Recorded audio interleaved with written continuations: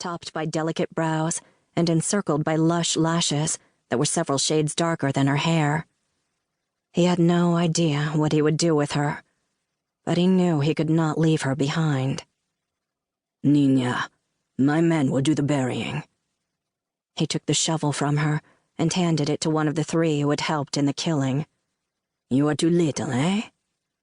It was a hasty burial. There was a very good chance that men were already on their trail.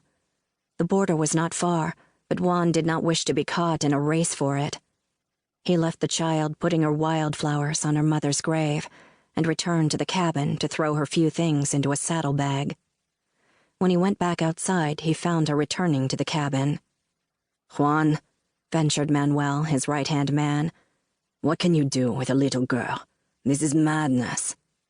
Looking at the child who watched them, plainly not understanding Spanish, he replied, Yes, it is, but she is my prize.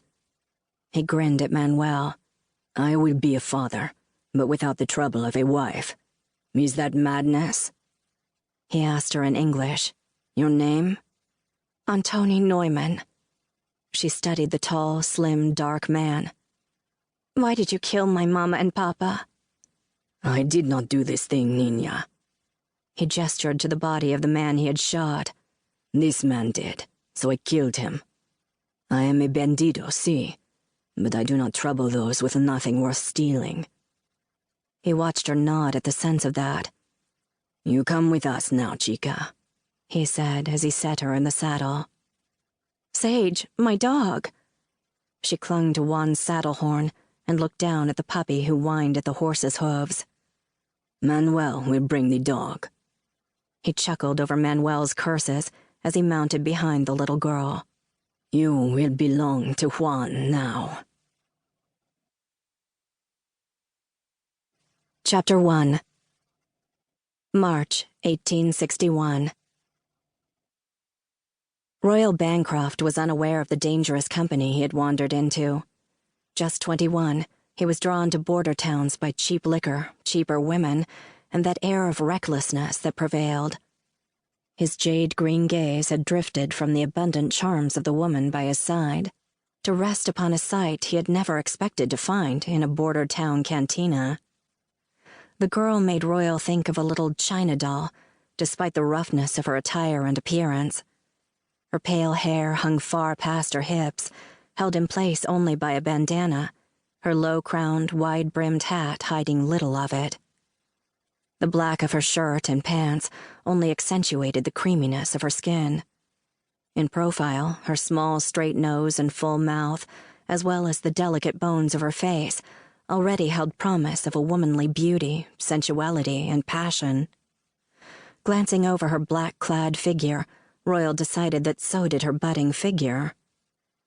Royal did not like seeing a young girl in such a place. If she had any innocence left, it would not last long. He could only think of his sister, Patricia, who was probably this girl's age. It was wrong for that child to be in the cantina, and even as he cursed the idealism and sense of right that drove him, Royal moved to do something about it.